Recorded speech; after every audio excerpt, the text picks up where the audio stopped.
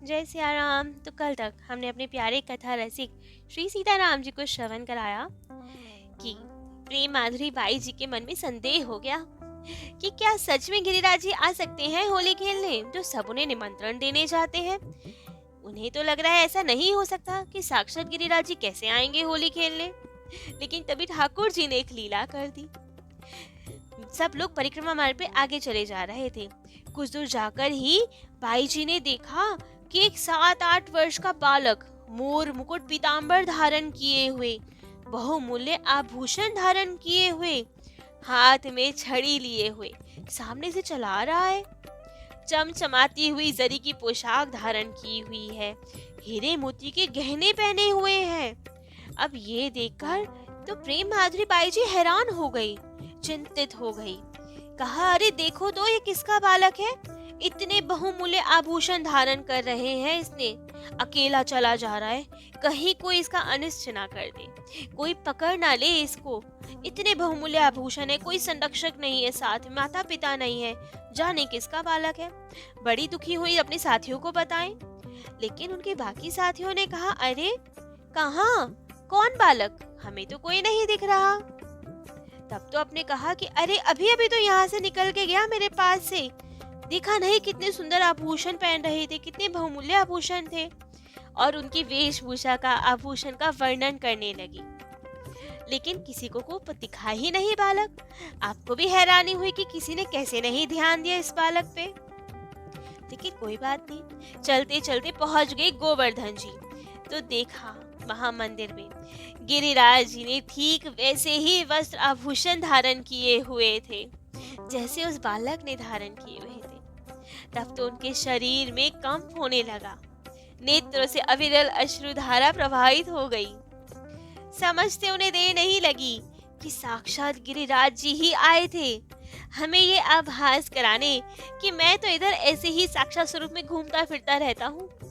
जब आज घूम सकता हूँ तो क्या होली वाले दिन नहीं आऊंगा होली खेलने? भक्तों के निमंत्रण पे होली खेलने भी अवश्य आऊंगा। अब तो वही गिरिराज जी की बाल स्वरूप की छवि अपने हृदय में समाई। दिन रात अब उन्हीं का चिंतन करने लगी। उस दिन और उस रात तो वहीं गोवर्धन जी में ही रही। दूसरे दिन बरसाना चली गई, 2 दिन वहां रही, वहां की रंगीली होली के दर्शन किए और आ गई पुनः वृंदावन। इसी बीच बार बार गिरिराज जी की वही छवि उनके नेत्रों में घूमती रहती, हृदय में बस गई थी वो छवि। अब तो कुछ कुछ खोई खोई सी रहती, नेत्रों से विरल अश्रुधारा बहती। अब जिस दिन वृंदावन पहुंची, उस दिन गौरांग दास बाबा जी की वो जो कथा विश्राम में गई, उसको पुनः शुरू करना था, तो कथा होनी थी। लेकिन बाबा कथा के समय से कुछ देर पहले ही शुक भवन आ गए और प्रेम माधुरी बाई जी को देख के बोले, बताओ कहाँ कहाँ के दर्शन किए? अब बाई जी बताने लगी, राधा कुंड गए, बरसाना गए, गोवर्धन जी गए, सबके दर्शनों की बात कहने लगी। और तब बाबा ने अचानक ही कहा, परिक्रमा मार्ग में गिरिराज जी के जो दर्शन हुए वो बात तो तूने बताई नहीं। अब तो ये बात सुन के जो अभी तक सब भाव अपने हृदय में कैद करके रखे थे, वो धैर्य का बांध टूट गया, आंसुओं का ढेर लग गया, खूब रुदन किया। जितनी कोशिश कर रही थी ना अपने भाव छुपाने की, सब सहसा उमड़ पड़ा। बाबा के चरणों में गिर के अब तो फूट फूट के रोने लगी। बाबा की भी नेत्र सजल हो गए, उनकी भी अश्रुधार बह निकली। उन्होंने प्रेम माधुरी बाई जी के सर पे हाथ रखा और कहा, लाली तू धन्य है, ठाकुर जी ने दर्शन दिए तुझे। थोड़ी देर बाद जब सहज हुए तब कहा, ये कोई अनहोनी बात नहीं है, ठाकुर जी की ऐसी अद्भुत लीलाओं की भावना करते करते साधक का मन भी अद्भुत हो जाता है, अप्राकृत हो जाता है। तो इन नेत्रों से भी हम उस ठाकुर जी के दर्शन फिर कर पाते हैं, क्योंकि ठाकुर जी हमें वो योग्यता दे देते हैं।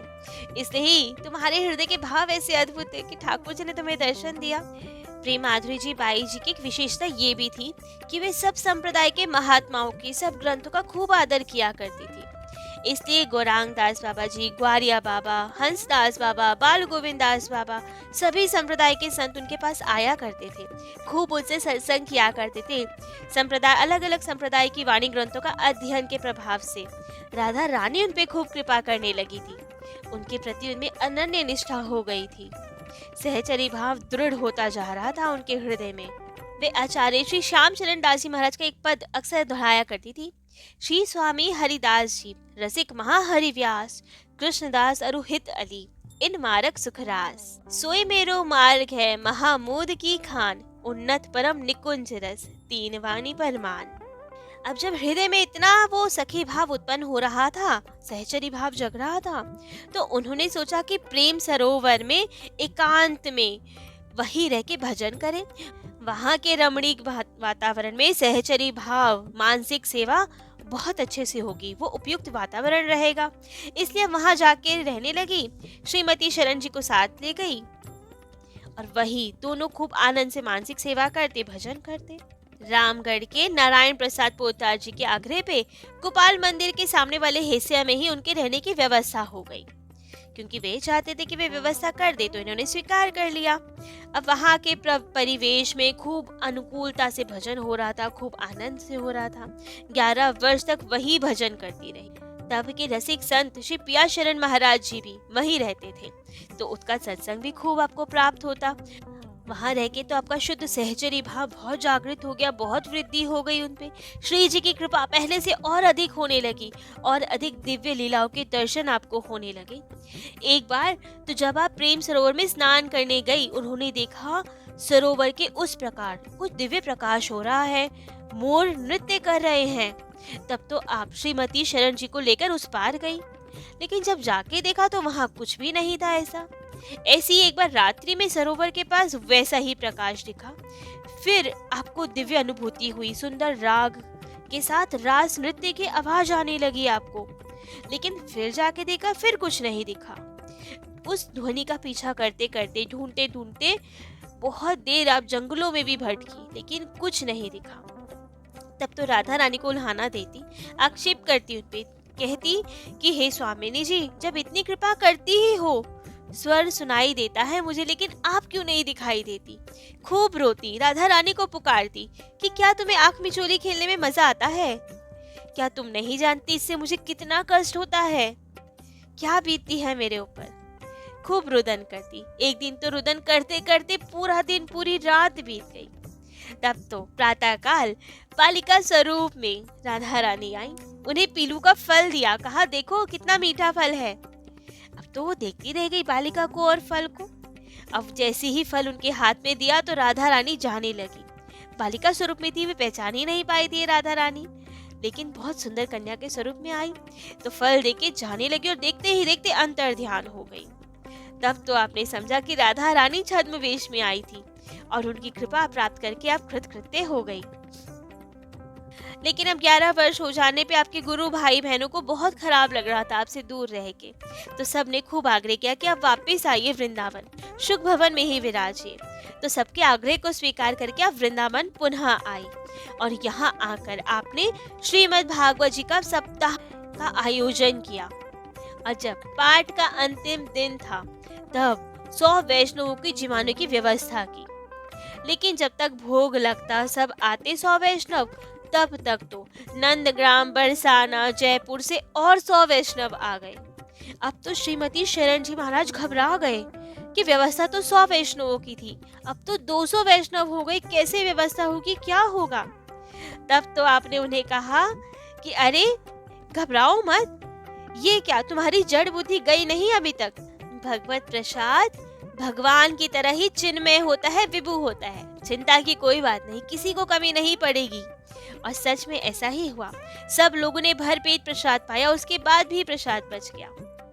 तब प्रेम माधुरी बाई जी बहुत आनंदित रही, खूब आनंद से वहाँ भजन करने लगी।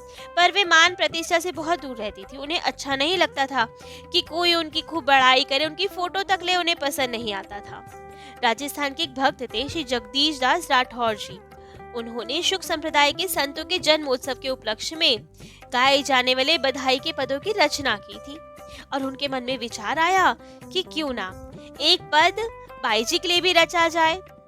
तब तक कुछ बताया नहीं था, इस संबंध में कोई चर्चा नहीं की थी, लेकिन फिर भी उनके मनोभाव को जानकर बाई जी ने कह दिया, मेरे जीवित रहते मेरे विषय में कभी कुछ ना लिखना। तो उन्हें भी ये बात स्वीकार करनी पड़ी।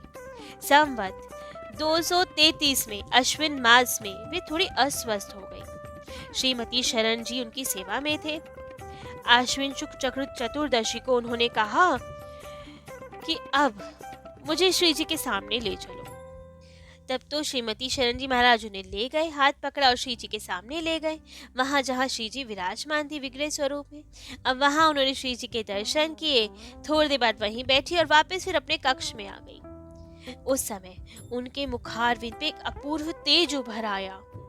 खिले हुए कमल के समान प्रफुल्लित दिख रही थी वे, और वे अपने भावना स्वरूप में सहचरी स्वरूप में स्थित हो गई थी। लेकिन देखते ही देखते कुछ समय बाद उसी स्वरूप में स्थित रह के उन्होंने भौतिक देह का त्याग किया और श्री जी के निकट निकुंज में पहुंच गई और पीछे अपनी स्मृति में अपने ही द्वारा रचित पद को छोड़ गई।